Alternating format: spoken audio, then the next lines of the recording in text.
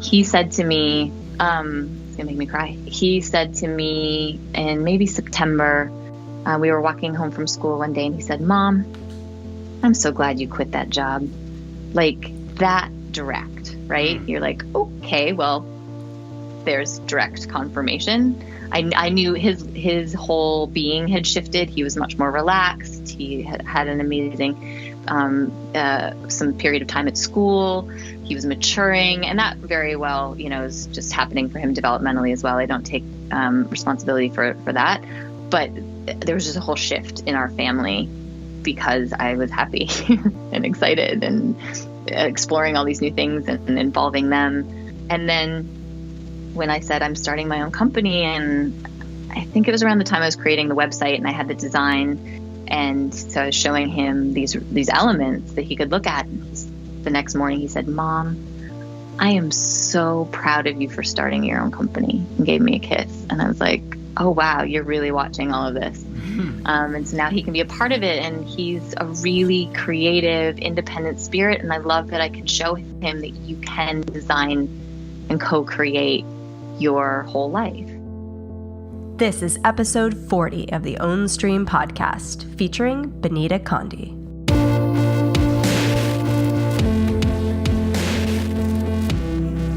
Welcome to the Ownstream Podcast. Really happy you're with us this week. I'm Stephen Shelley. I'm Teresa Scoba.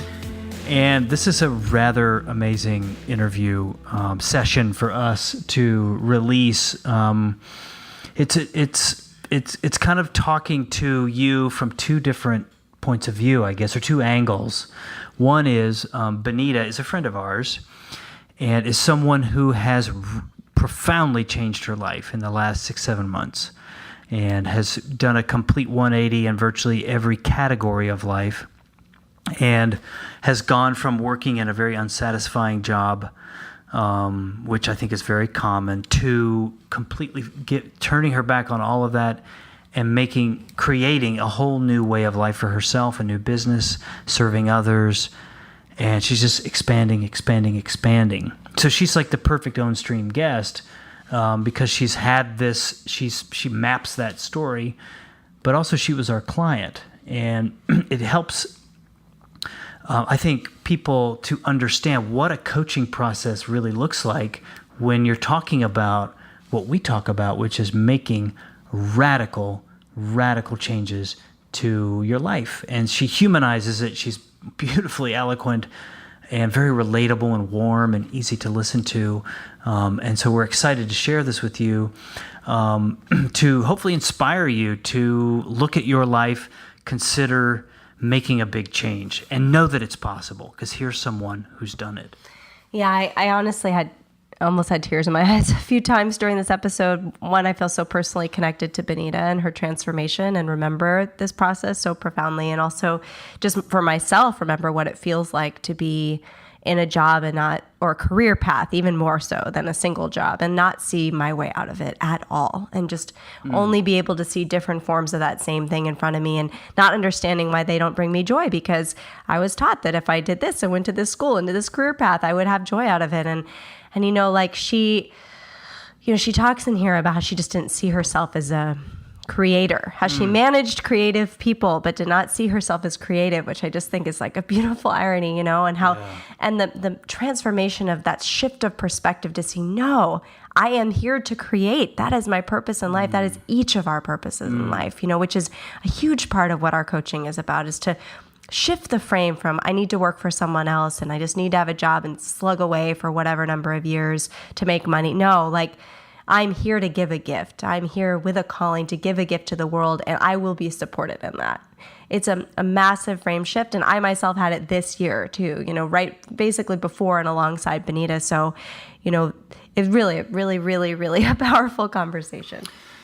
Yeah. And I think the main intent with this was to map what the process would look like. And it's not really about us attracting more coaching clients, so we love to do that. That's not our main aim here, or was it that for Benita as well?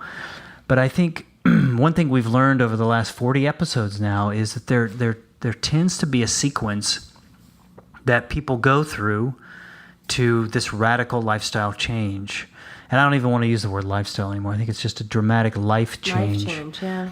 And there tends to be a sequence or a pattern to which that change takes place. And we began to kind of hear this in people as we talked to them over and over again, the same sort of story mapping itself. And so that's kind of, that structure forms the basis of our coaching for people. And it starts with identifying a calling, which then naturally creates what we call revisioning, where there's a whole new possibility that appears. Like, oh my God, could I actually live this other life? And then there needs to be a period of time of repatterning where we kind of subtract, we move away from this old lifestyle and we allow ourselves the opportunity to disconnect from that totally and see what more organic patterns exist, or what it really means to follow our excitement on a moment-to-moment basis, which, as we found, is really the only pattern. Also, somewhere in there is a burn the boats moment where you make a stance. You draw a line in the sand, and sometimes it means quitting a job. Sometimes it means telling your family, like, I'm not doing this anymore. I can't live this way anymore. Oftentimes it's challenging to do, and oftentimes it comes with all kinds of lack beliefs and resistance. But nevertheless, we have not seen anybody successfully turn this boat around without a moment like that, or a period of time where they make it known, like, this is no longer who I am. And then last but not least is a moment of kind of reintegration. It's something we're kind of we're calling like your new earth, because I think within this paradigm of living your calling and living a spiritual life, basically, what we're really doing is we're repopulating this planet with people who are intoxicated with, spirit, with why we're really here, and not, toxically living a life that, for most people, brings no joy, no fulfillment, no meaning. So we began to map this pattern, and Benita was such an amazing client, because she just took to it like a fish to water. Like, everything just sort of flourished in her. And there were certainly challenges and resistances, but she was so willing and open that she got through all of those. And there's this fabulous story on the other side of it of her turnaround. And so she's very accessible. That's the main thing. We want people to know, like, you can change. You can turn this around. You don't have to live this way anymore. There is a way. And it's not about necessarily working with Stephen and Teresa or with Benita, but it starts with just knowing, okay, this is possible. And that's kind of why we're doing this. So a couple of technical things. I jotted these down during our conversation because I wanted to be sure to enunciate this in this introduction. But she talks a lot in there about changing her diet to whole foods, plant-based diet. That's something we advocate, though we don't, in our coaching work, we don't necessarily hold that as what anybody has to do. There are really no have-tos in this. This was something that emerged for her as an excitement for her to follow, so we encouraged that and supported it because that's a way that we eat and live. So that's number one. It's not something that we impose on anyone. And then secondly, at one point she talks about the funny Chris Farley skit from Saturday Night Live about gosh, if she was talking, it's a story about her conversation with her husband about they were about to make the move where she was going to quit her job and go for it and do this new business. And they said, well, if it all goes bad, we can live in a van down by the river. And it was sort of funny at the time because Teresa and I were just talking about, like, we're moving into our van. Our choice to move into a van was very elective and was joyful, and it was such a marvelous adventure. We want to always sort of look back on that even now. And I think we're about to hit the road again, so that's very exciting. So anyway, just so you know, that was something that we joyfully and willingly did. And we'll link to it in the episode. If this is your first exposure to us, you can check out our experiences living in our Sprinter van that we converted and traveling and all the freedom and joy we experienced with that. So, yeah. And if you are interested in coaching, we do accept clients. We are, in a period of time right now where we're adding clients to our roster, and we had kind of quieted down that side of our business while we were traveling for 3 or so months, just because we didn't know if our would be able to work with people being in the wilderness where we were. And that was actually a very good idea, that we didn't really accept any new clients during that time frame because we were out of range of Wi-Fi many days. So, but now we are accepting clients. So that's interesting to you. There'll be a link in the show notes to our coaching page, but also you can just go to ownstream.co/coaching. There's a little form there. It initiates a free 30-minute call with us where we sort of figure out if we're a good match. And there's no pressure, and we always leave you with value and help and some sense of direction as to what to do next. So check it out if that's interesting. All right, let's dive in. We'll be back afterwards to wrap up. But until then, please enjoy this beautiful conversation with Benita Conde. Well, welcome, Benita, to the Ownstream Podcast. Thank you guys so much. I'm so honored. I'm just so excited to have this conversation. So are we. So for our listeners, we know Benita from our time in Brooklyn. We were friends in Brooklyn. And Benita reached out to us earlier this year for coaching. And this seemed like a really great time to talk to her because she just launched her new business after a huge career change, her new business, Create Radical Love, last month. And we'd been thinking for a while that it would be really great to interview Benita on the podcast because we had just wrapped up coaching and she had just launched her new business. And then she wrote us, our excitement aligned, she wrote us an email right after we'd been talking about it, that kind of synchronicity, suggesting a conversation with her.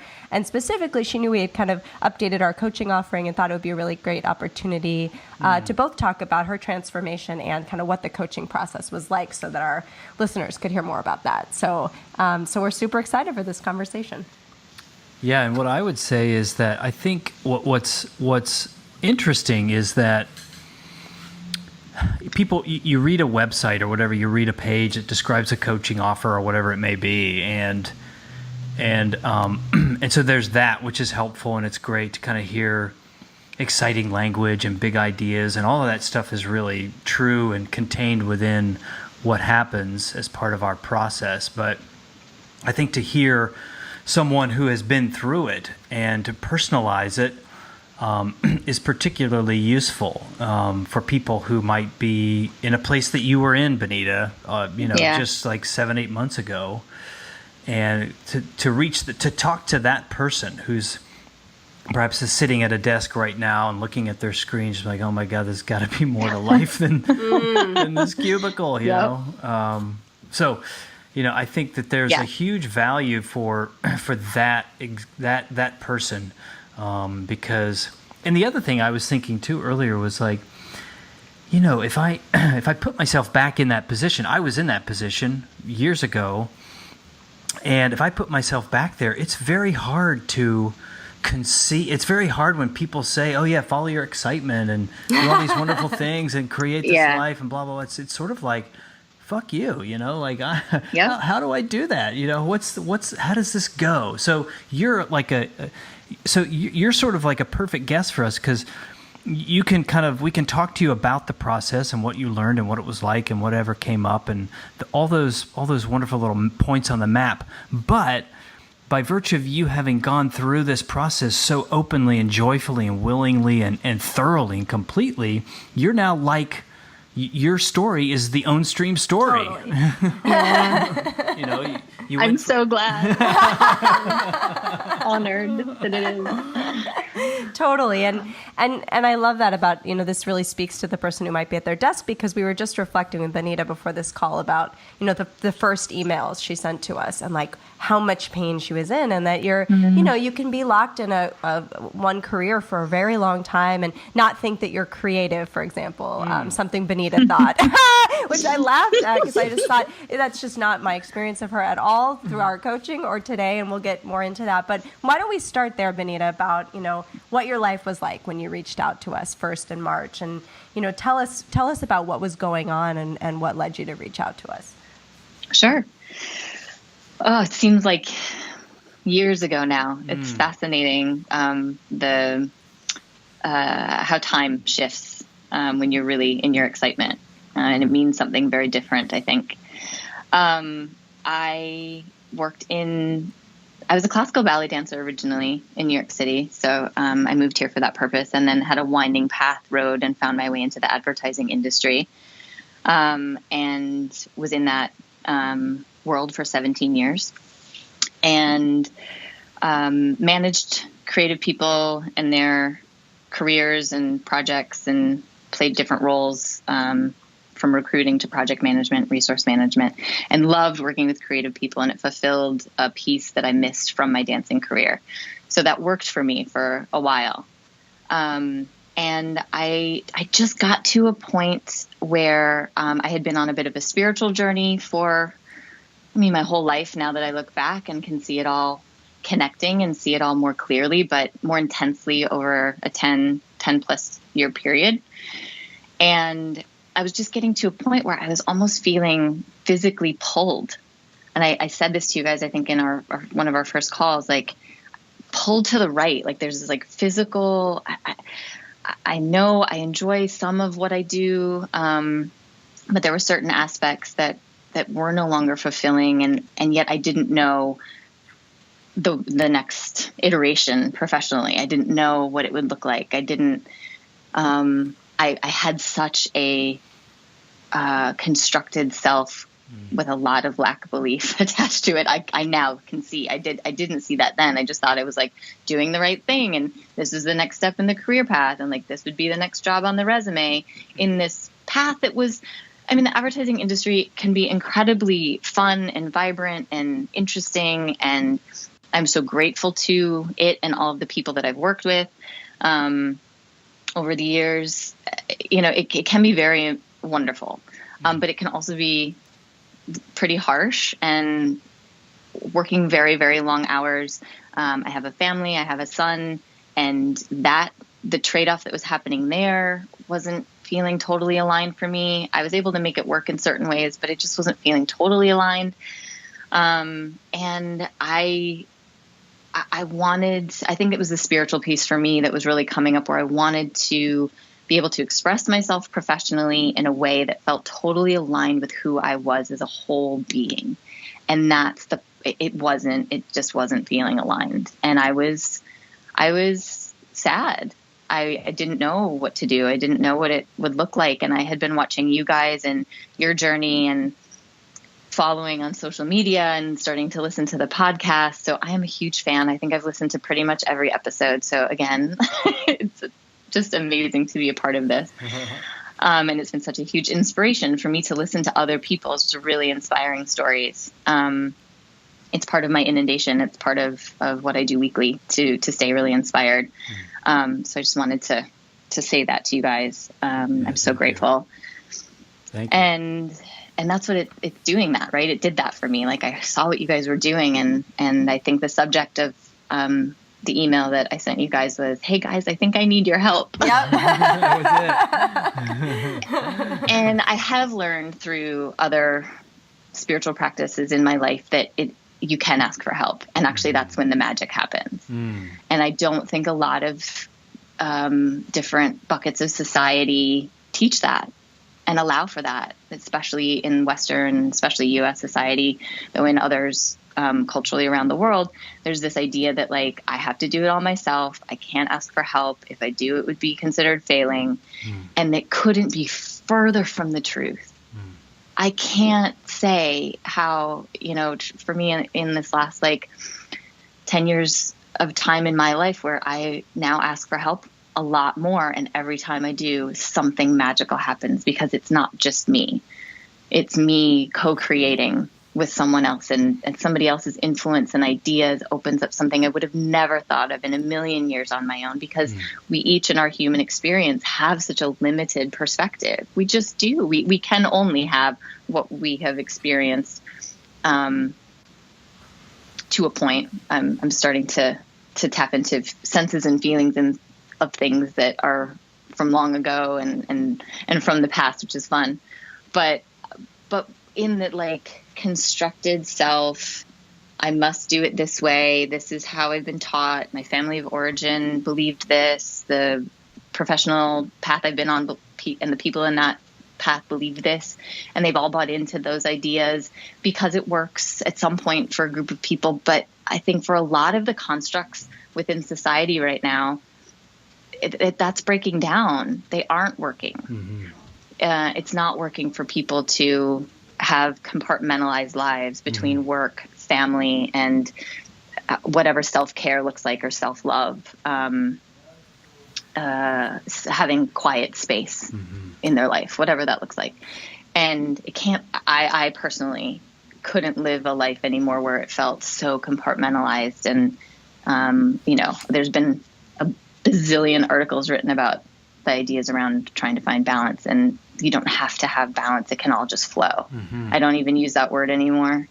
I use the word flow, exchange of energy, passing from one thing to the next, but it is not at all about these buckets that you have to then somehow like bolt together and hope, and like hang on for dear life. And that's how it felt at times.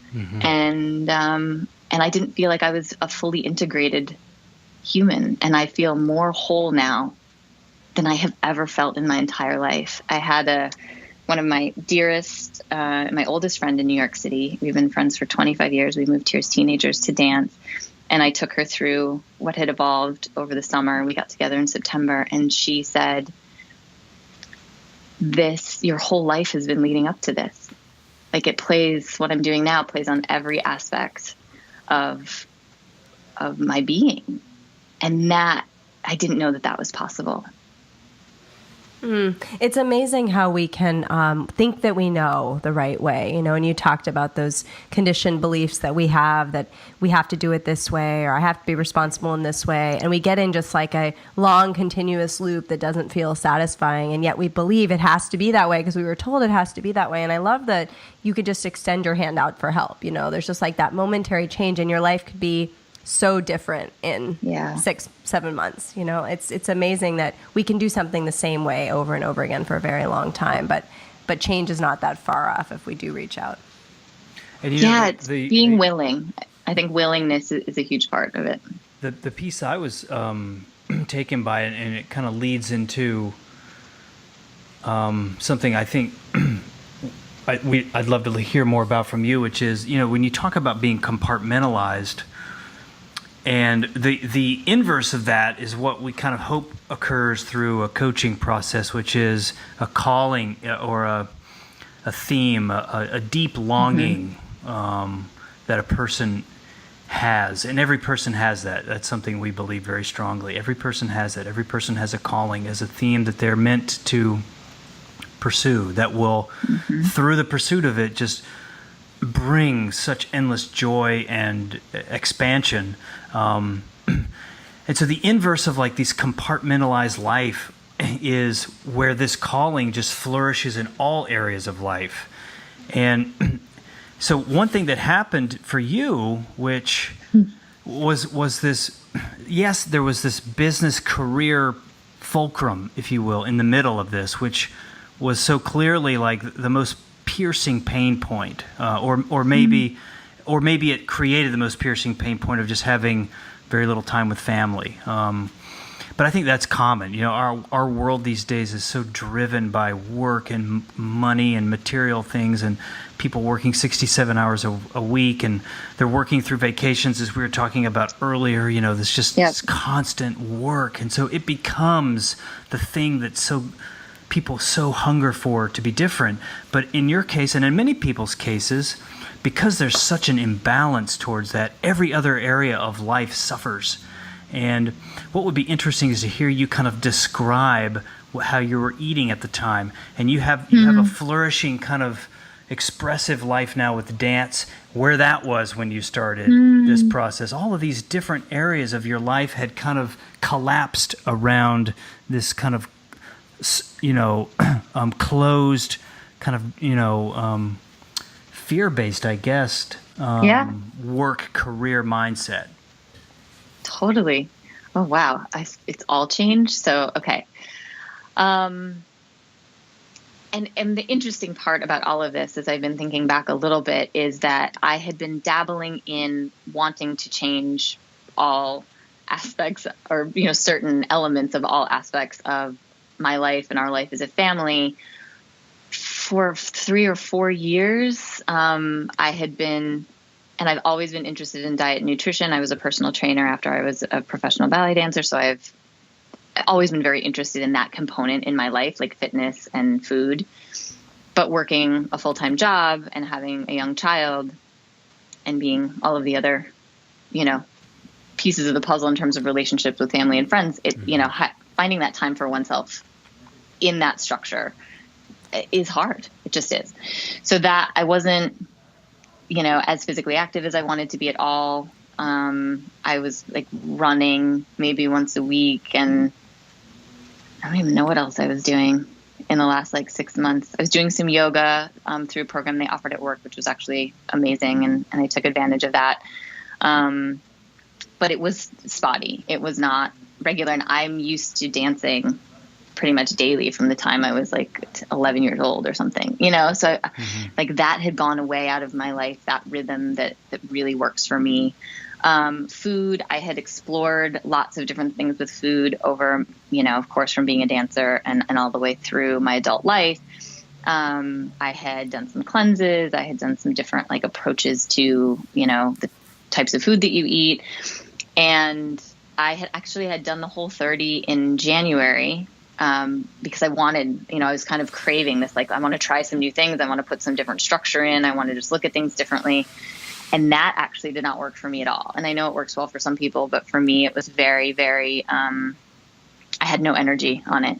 I was waiting for that burst of okay, now I'm past the threshold of my body, eating different foods or different combination of foods, or eliminating a lot of things. And it just, I felt sluggish the whole time. So that was a little bit confusing to me. I was not dancing. I was afraid of who I was in the studio, who I had been to myself. I was a perfectionist. I was very hard on myself as a dancer. It's a very perfectionist focused career. And I was, young and idealistic and wanted it to be perfect and wanted, me to be perfect in it. And that's impossible. And it's taken me, the 20 years from being away from that career to really breathe into it and see past all of that. And so I'd wanted to go back to the studio and take ballet for 2 years. It had been on my bucket list for 2 years, my to-do list. And I was too afraid. I thought it would be super emotional or hard. And I just was afraid of those feelings. My house, there were projects that I wanted to accomplish in terms of clearing out old papers and things that were just weighing on me more spiritually than I'm very neat and organized. So our house is pretty clean, but I knew they were there and I knew they didn't need to be. And I wanted to get rid of, we had a trunk of all of our old wedding stuff, invitations, extra invitations and photo albums. And that was 11 years ago. I knew it was just sitting down, and I was I don't have time. I don't have time to get to these things that I know that would make me feel lighter and freer spiritually. I don't want to hang on to stuff. And so there's 3 or 4 of those types of projects. I mean, It was every aspect of my life I wanted to clean out and look at and feel integrated with. And I'm so grateful to have you guys, spiritually plopped into my life and see that you were, through the work that you guys have done in your past and now together with Ownstream, looking at somebody's whole life and making it more vibrant and getting excited and then finding that calling. So I am a whole food, plant-based eater now. I have shed a really beautiful weight, but it's not about that. It's about my relationship to food, which has totally changed. I don't crave things anymore. I don't think about food or it doesn't provide emotional support. I think that's the best way I can put it. It no longer provides, I don't need it for emotional support. It's so freeing. It's unreal. I eat good food. I like putting good food in my body. I don't really need it as much. It's just a completely different relationship. I don't put sugar in my body.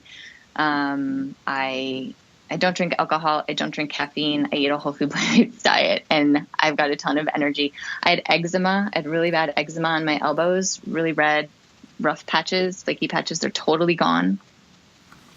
Every time I see people, I'm like, look at my elbows. They're totally, and they're like, oh my God, they are. Because people could, it was visible. People could see it. So people who are close to me know. And I used to have terrible outbreaks on my hands where I'd get almost like these blistery bumps, and they would come not as often in the last couple of years, but under periods of stress, I would get an outbreak. Haven't had that in 6 months, totally gone. I suffered from IBS after I had my son. My whole digestive system kind of went through kind of an upside down period, and I have no digestive issues whatsoever. I mean, like, my body has healed from the inside out through that process, as well as a lot of the spiritual work that has come in the last 6 months as well. And so that's amazing. I'm dancing again. You guys got me back into the studio the first week after our first call. You were like, okay, so you're going to do that. I was like, okay, I'm going to do that. And it is. And I think that's a really powerful thing to call out about coaching, is having a person or people hold space. And I use that phrase because that's how it's felt for me. Like, you guys have had your hands out holding me, like just gently cupping your hands, and I'm sitting there while I do things that I'm capable of doing that I was afraid to do, that I had a constructed belief system around not being able to do for some reason. And ballet was one of those. And you said, you're going to sign up and you're going to go in the next week. And I got off the phone and I signed up and I went the next week, and I loved it. Mm-hmm. And I was very kind to myself, and it was fun. It was joyful. I left like flying, and people at the end were just like, oh my God, you look so happy. And I'm like, I'm so happy. Like, it was another huge integration moment. And the big piece that I didn't realize was happening through that process, and I think that's the other beauty of coaching, is if you allow people to hold space for you so you can do things that you're afraid to do, that you maybe, just couldn't get over that barrier on your own, and then you do it, it oftentimes, almost always, opens up another part of your thinking, another part of your brain. It repatterns something. It allows you to see something totally differently, right? So I had this belief that I told you guys, like, I'm not creative. I'm really good at supporting other creative people. I'm really good at facilitating and finding great creative people for the advertising industry, but I am not creative. And I had come to believe that. And getting back into the studio, subconsciously at first, showed me, no, you've actually been expressing yourself creatively, artistically through your body since you were 3 years old. And you are just a creative being. You can create. And that informed or influenced the rest of the work that we did, though I didn't have words for it until later. Yeah, so let's talk a little bit about what happened. So we met after you reached out to us. We had a little bit of email exchange and met for a Skype consultation, really, a brief Skype consultation, and figured out that we were a match. After a little bit of while, you did some follow-up exercises and then reached out to us to set up a 12-week coaching program. And that program was really about finding your excitement, your calling, and connecting with that calling, and then letting it, finding a way to transform your life through that calling, setting up your life in a way, in every area of your life, as you and Stephen were just saying, to best serve that calling and let that calling be expressed powerfully. So yeah, the early work we did, I know you were just starting to talk about it. Some of what we first started with was learning how to find and follow your excitement. Maybe we could talk a little bit about, and I know you just said before this call, like, that's what you do now. And it's so natural, and that's been our experience too. But it's amazing how we aren't in that place before, So tell us some of the things that, what that experience was like, some of the things that most excited you that you'd been putting off. And I know dance was one of them for sure, that you took up during our coaching together, and what that experience was like for you. Yeah. Oh, I love talking about this because it just makes me excited talking about it. And also, one thing I want to mention is, in that moment of deciding to sign on with you guys, there was that moment of financial fear. And I think it comes up for a lot of people in investing in something like this, where you're asking for help, and there is that belief that you should do it yourself, but you need help, and getting over that hump. And I had to really be like, I need to remember and realize that this is the return on this investment. I just know it is going to be huge. And I've just got to trust that. And so I was going through that sort of period of knowing that I was going to resign from my job, and then I was going to sign on with you guys, and had to have the kind of the financial conversation with my husband because I was resigning from my job without a plan. The plan was to work with you guys. And that was super liberating and kind of terrifying all at the same time. Yeah. But I knew that putting it all out there by spending money on this help was going to spiritually, energetically, whatever you want to call it, like put out to the universe, like, I'm doing this. So I just want to add that piece because I think that is a hurdle for a lot of people in asking for this kind of help and paying for it. Absolutely. And then I did it, and I was like, okay, this is what I'm doing now. And so when people would ask me, as I had resigned and I had a couple months notice period, so I was still at work for a period of time, and just other people in my life would ask me like, well, what are you going to do? And I'd say, I don't know, but I'm super excited about it. And they'd be like, I'm really excited about it too. I want to do that. Or I'd be like, I'm following, and you guys gave me these words. I didn't have these words. And I think that's what comes from coaching as well, is you're given a completely new vocabulary to rewrite your experience, your story. And I would say, I'm following my passion, excitement, and bliss to something totally new. And I don't know what it is. And I'm so excited. And literally everybody would be like, yeah, that sounds awesome. I'm so excited for you. So I came because you guys were so excited. I got so excited. And some of the things that we did around that, which I also believed myself to be very linear. I thought, all of this is so funny. Just even to say these words, it's like I'm talking about somebody else. It's fascinating. So I believed that I was very linear. I was very structured. I had to do everything in a particular order. And I did. Like, that is kind of how I operated. And I knew it wasn't serving me. I knew I could get into the weeds and, potentially not just like get excited about something and move toward it. I need to kind of think through all the steps to take action in certain aspects of my life. And you guys were like, walk a different way, like take different routes, eat different food, just try new things and experience them and get a sense of how that makes you feel. And that, having the permission and having somebody say to me, just go do things differently, and that's okay, and it's even kind of fun, and see how it makes you feel. Like, I would say within a week of doing that, I was like, oh my God, this is awesome. And then you're opening yourself up to the energetic flow of the world around you, and you see things differently. And I would run into random people on the street that if I hadn't walked that way, I wouldn't have run into them. And I remember running into a friend of mine on the train, and neither she or I should have been on that train at that time. It was definitely one of those, like, we needed to see each other. And I literally was like, I needed to see, like, the minute I saw her, I was like, yes, like the universe put you in my path this morning, and you are absolutely the person I was supposed to see right now. And we gave each other a huge hug, and we ended up, I think that this was maybe right after I had resigned. And like, we ended up getting together and having, conversation, having coffee or breakfast and talking, and like, that it was through that process of doing these different things, running into people, starting to reach out to people that I just found interesting through social media that I wanted to talk to and get together with. I started to schedule some of those, but without it being through the lens of how I had done that in the past. I was a recruiter for creative people in the advertising industry. So I had the muscle memory to know to do that. But now it was with this blank canvas, this open palette. And it was, so that started to happen. I started to read different books and watch different videos, and weren't you walking in Greenwood Cemetery? Yep. I would do getting out in nature. Getting out of nature. Yeah. In New York City, sometimes the closest tree is the cemetery. Right? Yeah. Beautiful Greenwood Cemetery, which is near my home. It's like our backyard park, and I feel very spiritually at peace in that cemetery. There's nothing that feels morose or dark energy there for me. So that's a really powerful place actually to go and just talk, to let thoughts flow. Oh my gosh, so many things.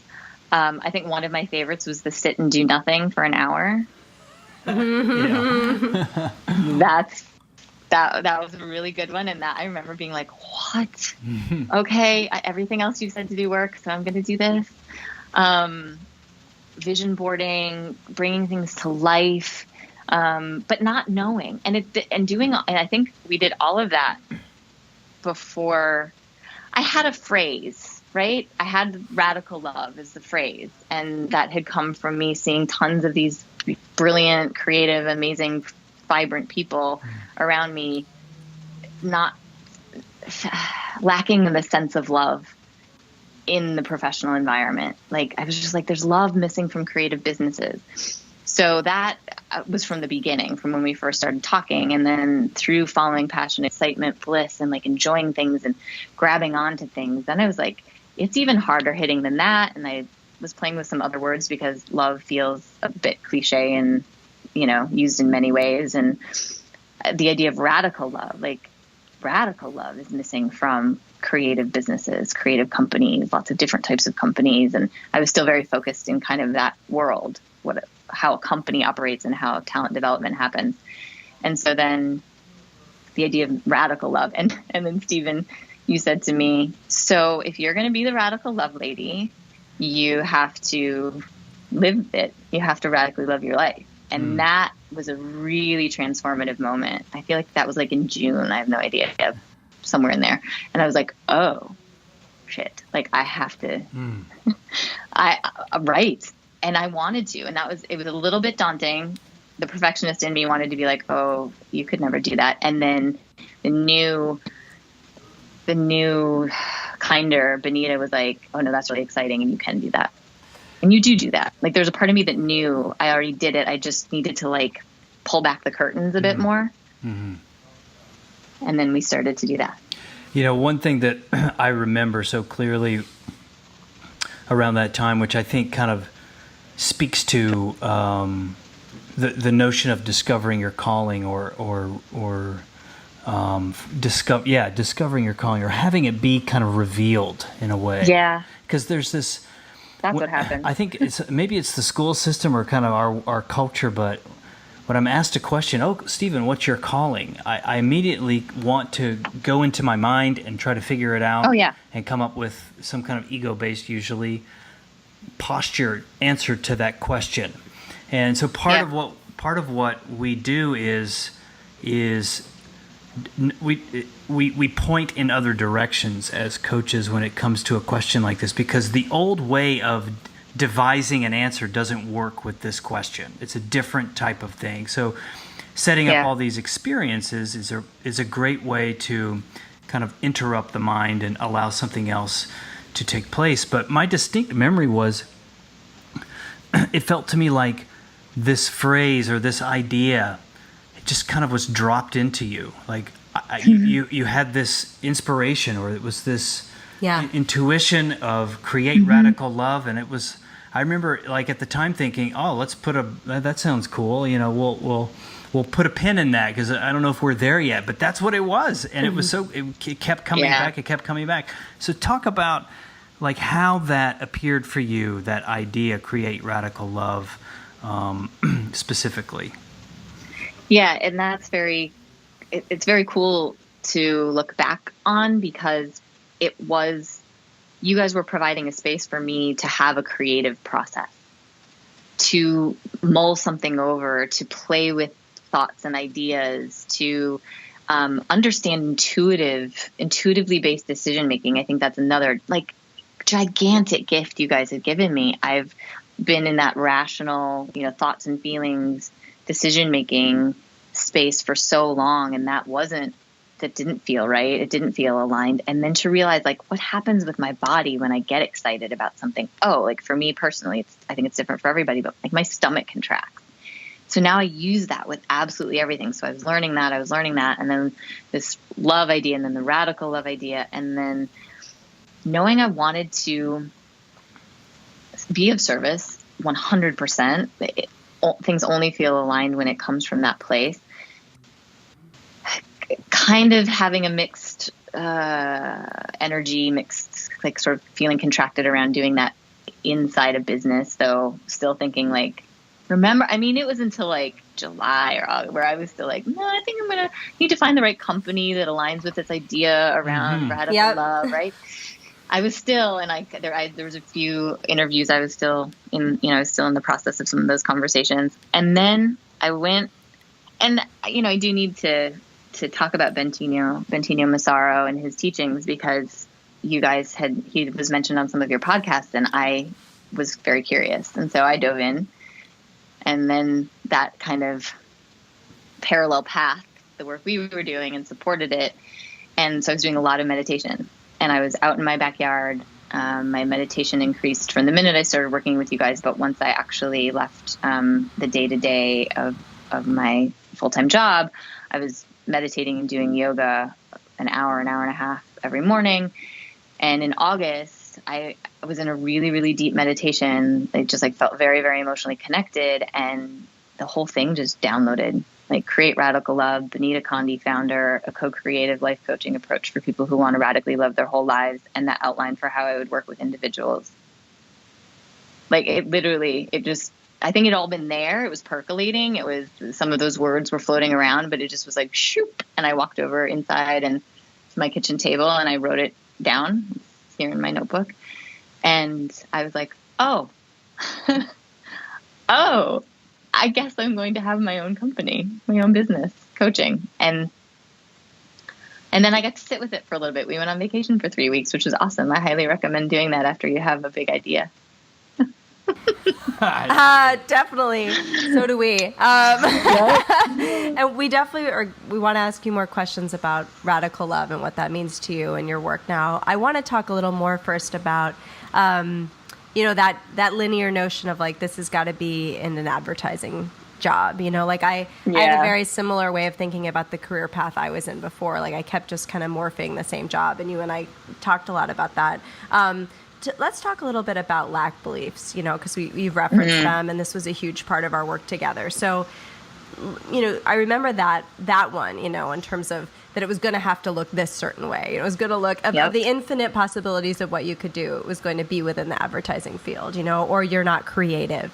Talk a little bit about, some of the lack beliefs that were in your way, and how you massaged them out, and how you've been working on them and working to overcome them.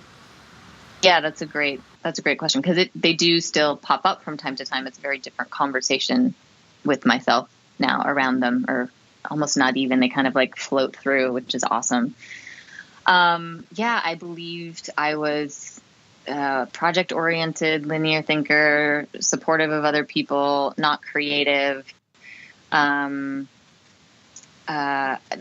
financially need to contribute a large amount to my family, and massive responsibility around that, which I think a lot of people have, and it drives most decision making for people around career, lifestyle, pretty much any decision. And it's so not necessary. It's amazing to me now to see how much weight and pressure I put on that one. It's a different conversation now. You still have to pay the bills. So, financial, dancing with financial hopes, or, good phrase, expectations happen. But it's so different than it was this belief that it had to look a certain way, and it was the had to, I had to do this and I can't do that. Those two words are not very helpful. They don't provide anyone a very good service. They're those barrier words. They're the roadblocks. So I had a lot of those, and that I would have to work for someone else. I couldn't have my own business. I think I said those exact words to you guys. Oh no, I could never have my own company. I'll work for someone else. I'm really good at bringing somebody else's ideas to life. That was that, and I have to contribute a certain amount financially. Those are the two biggies, I think. And so what, because I remember at the time, I think we may have recommended Tim Ferriss's 4-Hour Work Week or something to read. You did. As mainly as just an introduction to a whole new paradigm for what work could be. It wasn't necessarily suggesting you become an entrepreneur, but just to know that wow, this whole other possibility exists. And you said, I don't think I'm ready for that. You wrote that to us, and he was, all right, fine. And then like a few weeks later, I think that download happened, and suddenly you had like a whole design kind of beginning to create itself, which was it's just kind of incredible. But the untangling of these lack beliefs. So there's the process of like defining them, like fear of financial fear, or Yep. there won't be acceptance. My loved ones will reject me, or Right. these are big ones, or gosh, I'm just not creative enough. I couldn't possibly see that through. These are common, and so so it starts with identifying and saying, oh, there's a lack belief around money. But then in your experience, sort of how did it begin to unlatch from you and give you some breathing room to sort of say, you know what, I think I can take some action in this direction? I think it was maybe a combination of two things are coming to mind. One, the additional practice of meditation and realizing that my thoughts and feelings were not real. That when those thoughts came up, those were not real. And it's three things in parallel. And then the practicing making decisions based on intuition, meaning what feels great, what's exciting, what makes me just so excited and want to go run after that. Well, if I'm making decisions based on that, then I'm not listening to the rational brain that's saying I can't do that. So it started to quiet without me. It's like it started to just happen on its own by really practicing all of the things that you guys suggested. And I will say that, like, I dove in my whole being. Yeah. I was like, I'm going to absorb all of this. I'm going to take it on, because it became fun. It was super fun and exciting. So why not? So it felt natural to do that. So meditation, huge. Quieting that critical self-talk, that constructed self became different. I didn't believe in that constructed self anymore. So I think that opened up space. And forget what the third thing was that I was going to say, but it was like this flow of all of these different elements that, it wasn't me all of a sudden saying, oh, okay, now I trust. It was me just having faith. Like the other way wasn't working. And this feels a heck of a lot better. Oh, I know what I was going to say. And the third component was focusing on living a radically loved life with my family at the center. And that was what we started to focus on, right? Like, how are we eating as a family? Where do we want to travel to? I get to pick my son up from school now multiple days a week and, switch drop off with my husband. And I have to, give a massive shout out to my husband who's gone on this ride with me and been totally supportive and been like, let's do it. Like, let's go on this journey and see where it leads. And it doesn't mean there hasn't been moments where we've been like, are we going to be okay? And then we have a saying, yep, even if we're living in a van down by the river. And then that became really funny with you guys. Because I was like, they're doing it and loving it. So that's even even our worst case scenario sounds amazing and adventurous.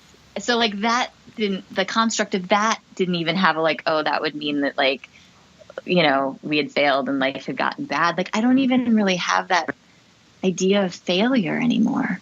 Like, even saying that word feels weird. Things will just evolve. Things will present themselves. Things just keep presenting themselves. You mentioned to us earlier before this call about how you love your inbox now, and you used the word inundation. And I know that was a practice we did together, and I'm thinking about that as you're talking about this story. Can you talk about that a little bit, about what it's like to sort of be replacing your lack beliefs and sort of shoving down their throat, or just completely replacing them with or inundating yourself with a different message? Yeah. And it's super powerful when you do it, because you really do change all of the influences that then create this much more positive space in your being, in your thoughts, your feelings, your spirit. And so you have to wrap yourself in it. And you guys gave me multiple suggestions every session about how to do more of that. And then I could go after the stuff that felt really right to me. But, following anybody who's exciting you in, the spiritual space. So I started doing that with Bentinho Massaro and his teachings, following people on Instagram who are doing interesting things in that space, who are super positive, who are looking at life in a empowering and enlightened way. I started to do that. I really changed kind of my social media feeds.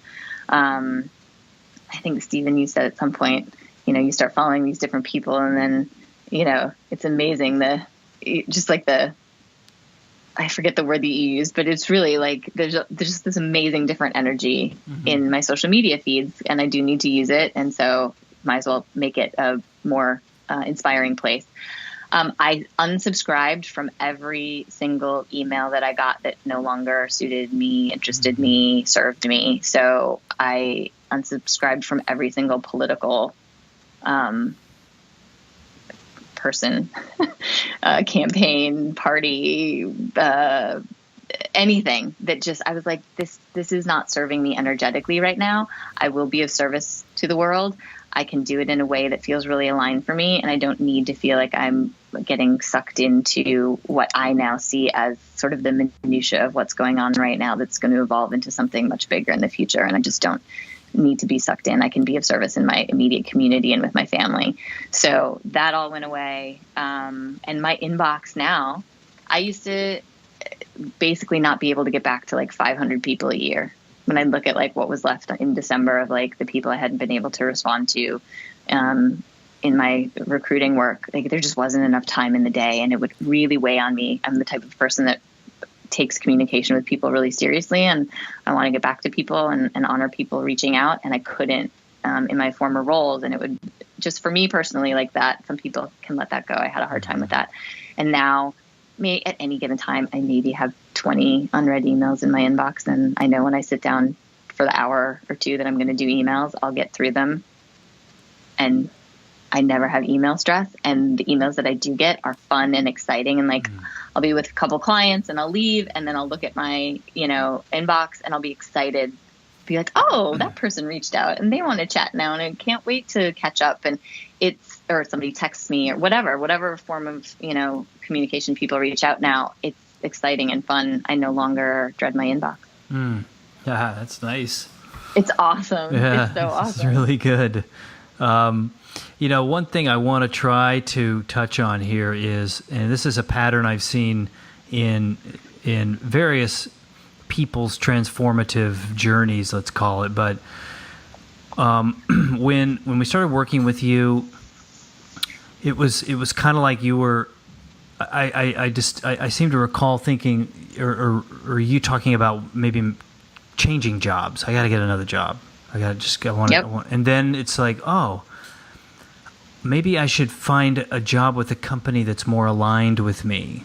Right. Yep. And then it's like, oh, wait, no, maybe I can. What was it? There was another piece to it. Yeah, maybe I can consult people in the advertising industry about radical love, which and then it was like, wait a second. And so it was kind of like you faded out of one old paradigm and faded into a new one. And it was so interesting. And I've felt this myself. And I think what happens is you begin to back away from this old life. You begin to kind of fall into what I would call like a vortex of much better energy, and it begins to influence you in all these beautiful, dramatic ways. And my sense from you was that you kind of faded back just far enough to be caught by this other vortex and be pulled into it to the point where now you have your own thing, you're creating it, you can manage your inbox the way you describe, you run your own schedule, you have all these people you're working with. It's a fully creative endeavor, and you're in charge. And you can do it on your terms. That's such a beautiful, beautiful description. Yeah. Well, in your case, there was a definite moment where you had received offers from other companies, and we kept saying to you like, this is great. So it's clarifying that there will always be that old world will always come back and call to you. Great, but put it on hold. Don't respond, because there were definitely moments where we thought, I think she's going to take another job. So describe putting that on hold, and what happens in that space is something that we kind of call repatterning, where, okay, I don't want to do the old thing, and I'm going to build in enough room here for something else to take place. Yeah. Oh, it's so funny to go back again. It feels like years ago. It's really fascinating. It's so interesting. I really think, as much as I said to you guys, it was comforting to know that those conversations were happening, and you guys were very gentle, though like masterful in the like, isn't that great to know you're employable, Benita? And like, that's kind of all I needed to hear. It was like, oh, right. Like, I have a fallback. I have a career. That's a fallback. Like, there's a thing that I've just done recently that I could go continue to do that people are talking to me about. So, oh, right. Okay. That is another example of abundance. I think you guys use that word too along the way. Like, great. Isn't this a great example that like the world is abundant? There are these opportunities, but like, let's just put it over to the side and, let's continue on. And then we would just continue on doing things that felt really aligned and made me excited and made me feel joyful. And you're right, that I did not do this. You guys were my guides, and the energy and universe and the infinite one, God, whatever you want to call it. I'm not connected to any particular label, but I do believe in energetic force, and massively. Every day it's proven to me that we are all interconnected. And that started to, as you described, it's like I got like shifted over into that current.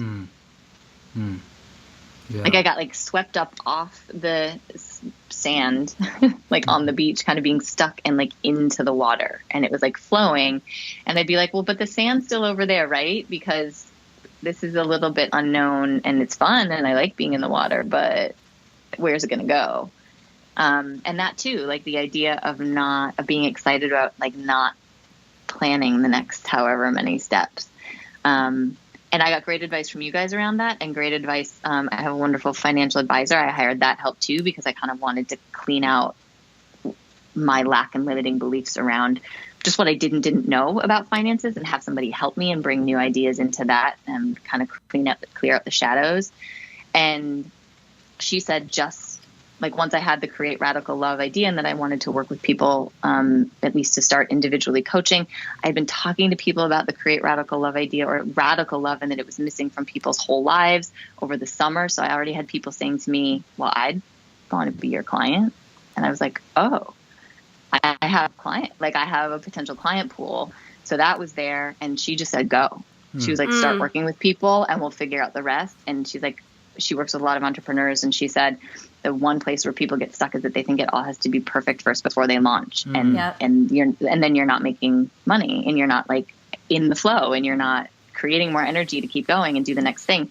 So she said, just if you have people who are interested in working with you, I went on vacation for 3 weeks after the download happened in the meditation, and I came back the next week and I registered the business as a sole proprietorship. I opened the bank account, and either the next week or a week and a half later, I had my first 2 clients. Yeah. So let's talk about that. So you had this download, talk a little bit more about what that was. What is creating radical love to you? What is that notion? What are you seeking to offer the world through this calling? Yeah, I truly, truly believe that people can live radically loved whole lives, not just one aspect of your life where you give your everything to it, and then the other aspects of your life, whether you're like family relationships and your well-being and your self-love and self-care, suffer, or vice versa, family and relationships and self-care are maybe in a good place, but professionally things are not in a great place and you're suffering there.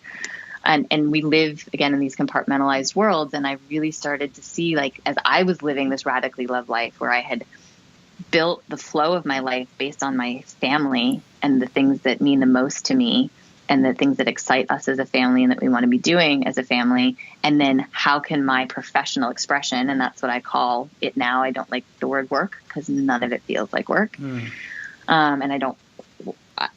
a word's a word, but I think words are powerful, and I don't want that for people either. So that's in the work that I do, is really focusing on how are you first looking at taking care of yourself, self-love, self-care, space in your mind, whatever that looks like for you. It's different for everyone.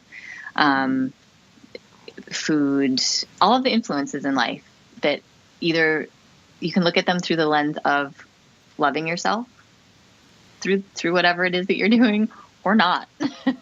And we do a lot of self-punishing, and, in that constructed self, and within all of that lack belief, we then punish ourselves because we know we're out of alignment, and it's hard to find the right ways to kind of counter that.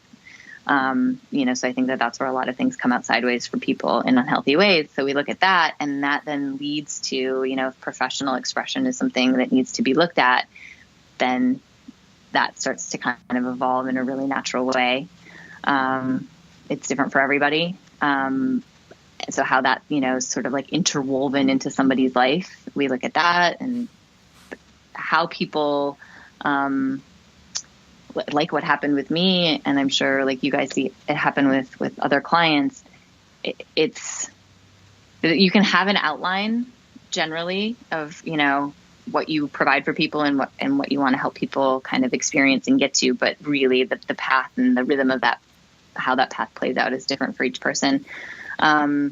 And then, getting to a place where there's action taking around steps that might need to happen, either again, a change in professional expression or a change in lifestyle. That's, a really big shift for somebody. And it is all about designing a wholly loved life, a radically loved whole life.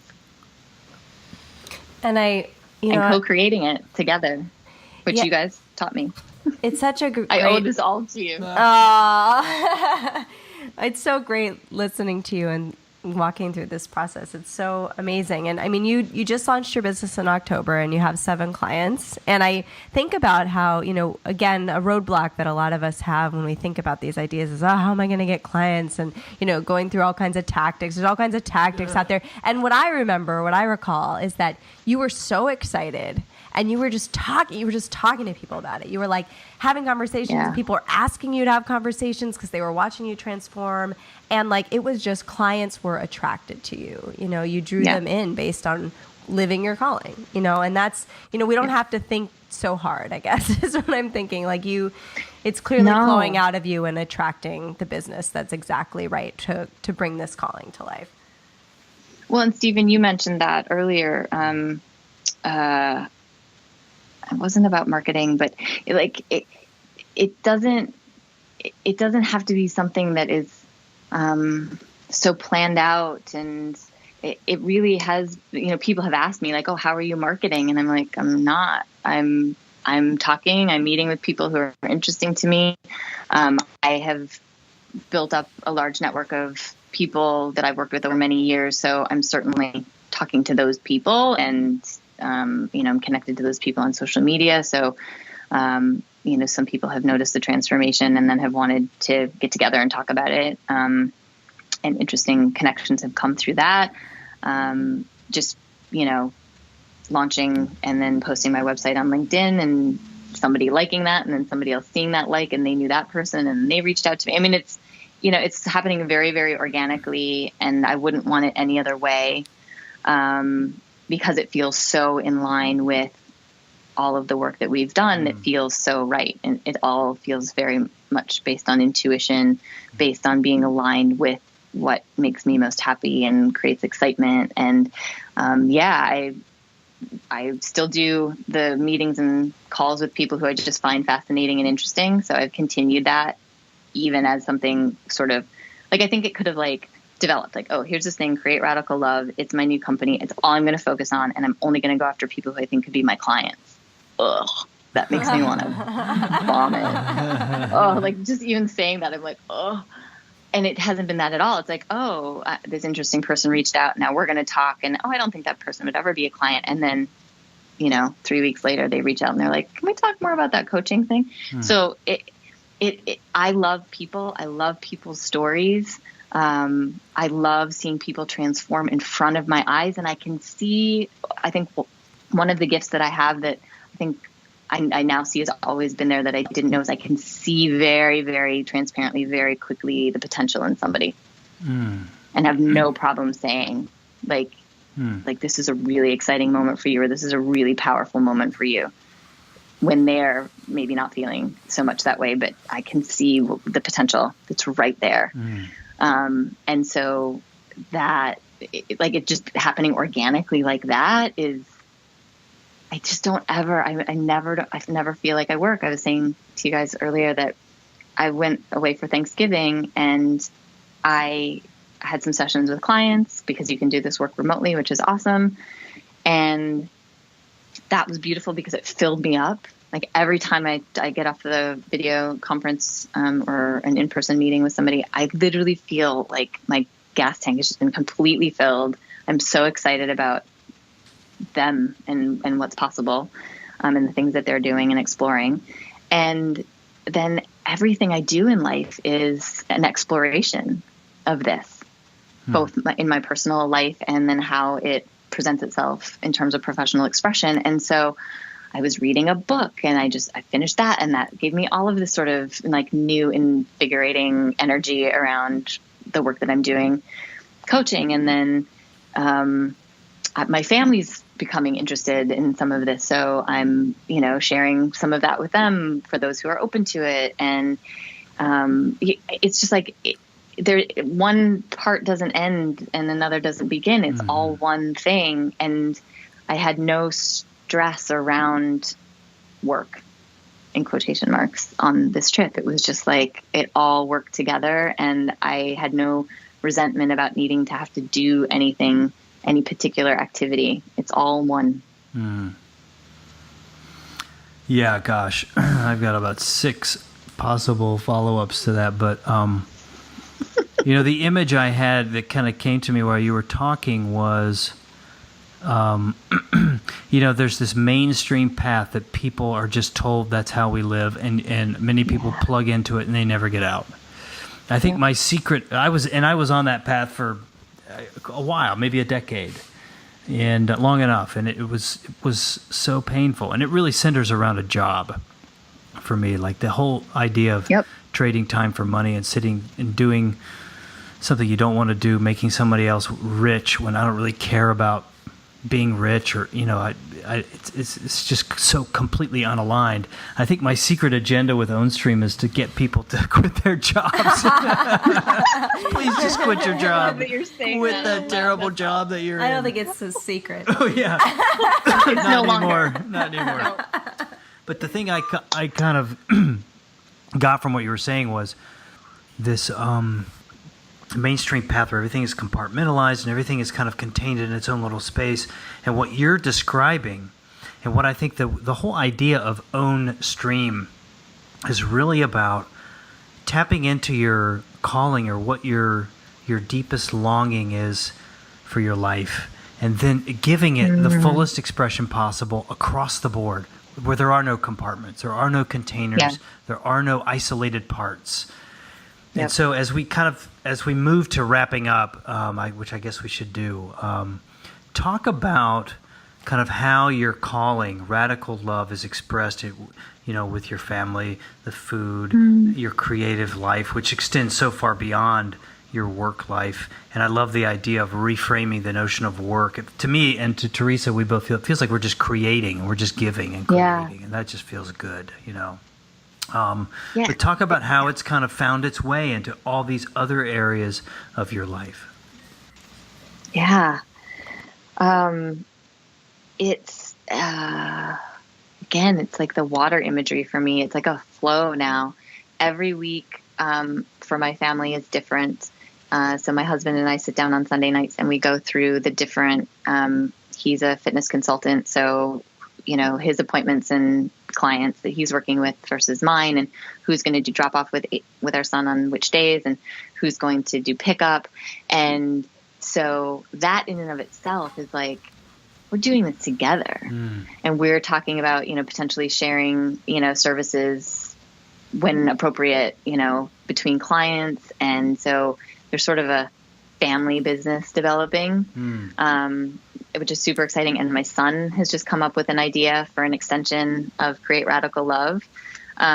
So he has seen me he's seen this whole process, and he said to me, it's gonna make me cry. He said to me in maybe September, we were walking home from school one day, and he said, "Mom, I'm so glad you quit that job." Like that direct, right? You're like, okay, well, there's direct confirmation. I knew his whole being had shifted. He was much more relaxed. He had an amazing some period of time at school. He was maturing, and that very well, is just happening for him developmentally as well. I don't take responsibility for that, but there was just a whole shift in our family because I was happy and excited and exploring all these new things and involving them. And then when I said I'm starting my own company, and I think it was around the time I was creating the website and I had the design, and so I was showing him these elements that he could look at. And the next morning he said, "Mom, I am so proud of you for starting your own company," and gave me a kiss. And I was like, oh, wow, you're really watching all of this. And so now he can be a part of it. And he's a really creative, independent spirit. And I love that I can show him that you can design and co-create your whole life. You don't have to be beholden to existing ideas and constructs that are out there. And that's super powerful because of who I know he is energetically and as an individual. So I didn't realize that you and I would be giving him that. So know that you did that. It's super powerful. And, I'm here more during the day with my husband. We have time to connect. We have time to talk about things. I sleep well. I always slept pretty well, but now I can't wait to get up. I get up an hour before them and do meditation and yoga in my own quiet time. And there's never this is a chore or I have to do it. It's, I can't wait. I want to do that. That makes me a better human, in this current form for other people to experience and for me to be of service in that way. So, how we eat, my husband has been eating pretty much whole food plant-based, though he eats some meat sometimes. My son is a vegetarian and has been a self-proclaimed vegetarian since he was 2. So we talk a lot about that, kind of what it means, the different ways that we eat. And it's just a part of the conversation. We cook a lot. My husband and I both love to cook. My husband's a phenomenal cook, so that's really helpful. But we have fun around that. We look at new recipes. We try new things when we start to get bored of something. And then travel. We plan travel together. We did my vision boards together. The family travel lifestyle, what a house might look like in the future, things that we did that together as a family. So it's a whole conversation. It's a whole unit. It's not compartmentalized anymore. Awesome. Benita, it's so beautiful. And I've gotten chills so many times during this conversation, just as I did when we were working together, because it's like you said, when you look at someone, you can see their vast potential to create. And it's, with you the same. And it's such a magnificent transformation. And I'm so grateful that you're out there living your calling in the world, because you have so much to offer. And it's you could just feel it. And the expansiveness of your life now is palpable. So it's awesome. I guess we should dive into our final questions. Yeah. Okay. So, as you know, since you're an avid podcast listener, I tried to not prepare, but it was really hard. We always wrap up our conversations with a series of questions that are consistent, because so many of our conversations are focused on different things in different ways. So we will begin those questions now. Question number 1 is, what book or books, up to 3, would you recommend that every human being should read? I love this question. And I have read many of the books that people have suggested. And it's just awesome. But a hard one. So the first one that comes to mind for me is Be Here Now by Ram Dass. And I read that maybe 4 years ago.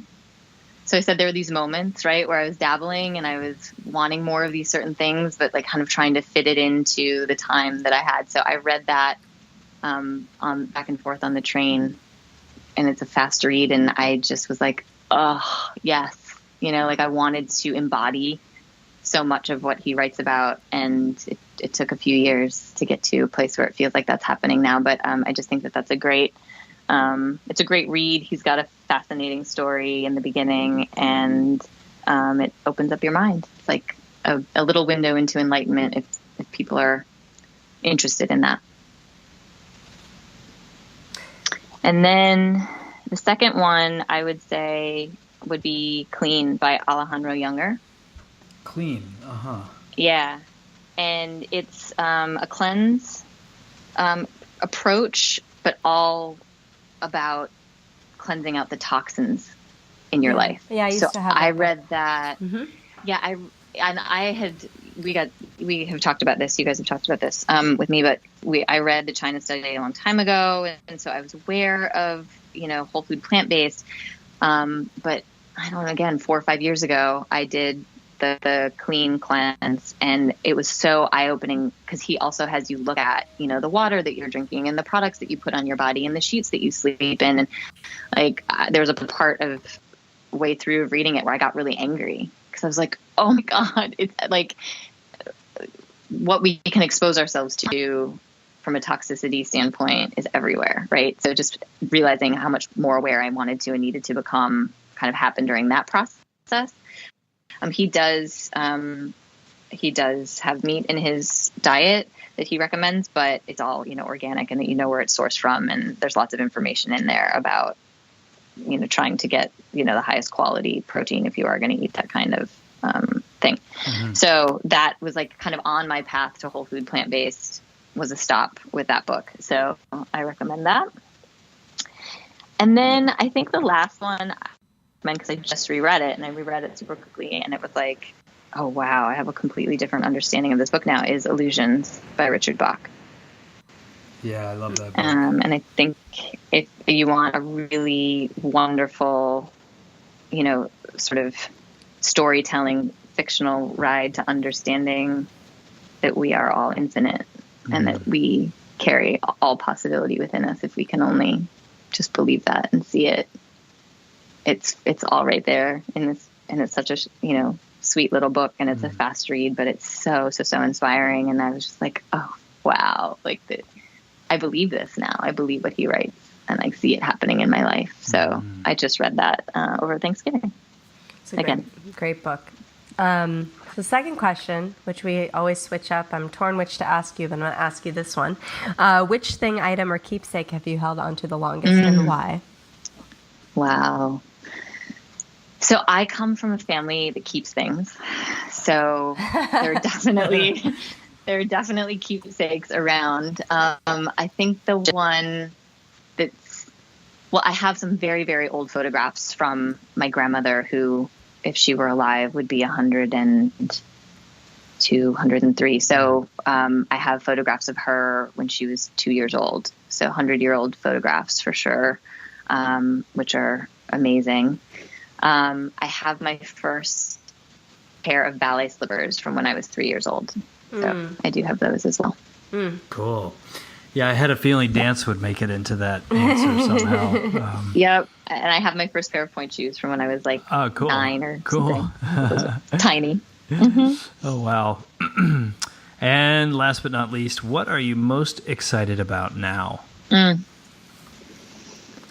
thought you were going to ask that question. I'm most excited. The first thing that comes to mind is I'm most excited about not knowing, which is crazy. Like, cool. I'm excited to see how Create Radical Love grows.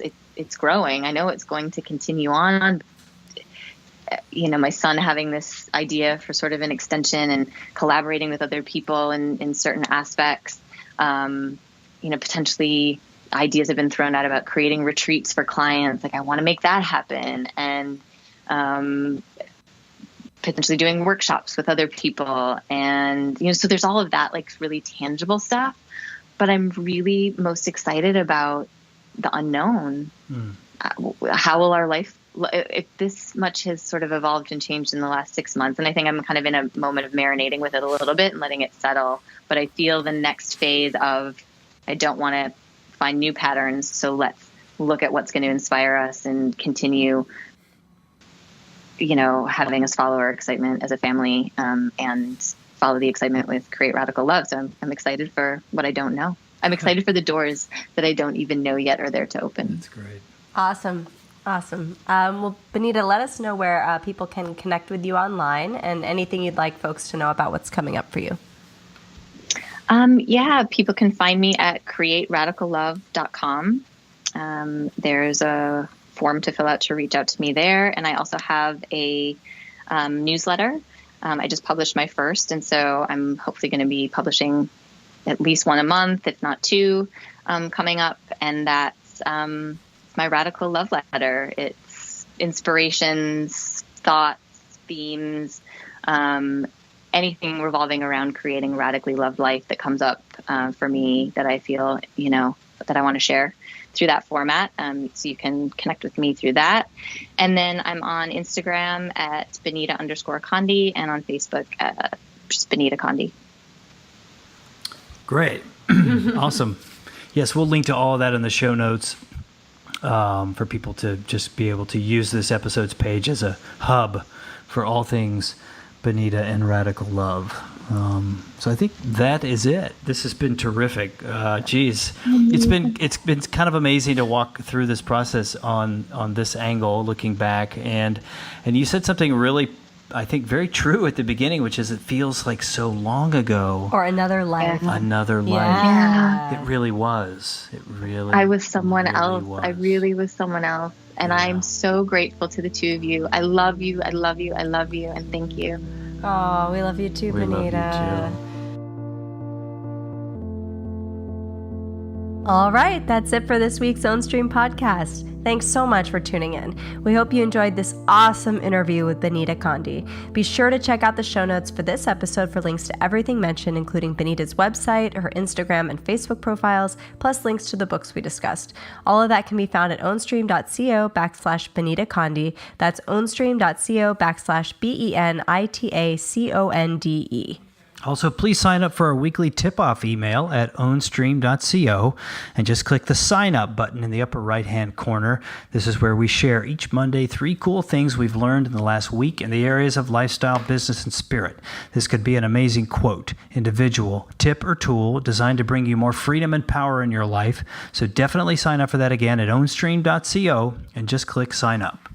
Finally, please leave us a review on iTunes. We really need your help in expanding our reach, helping us to inspire more people and spread the amazing ideas discussed on this episode with Benita Conde and others too. If it feels right to you, simply go to iTunes, search for the Ownstream Podcast, click ratings and reviews, then click that 5th star, we hope, and leave us a brief comment on how this episode has inspired you.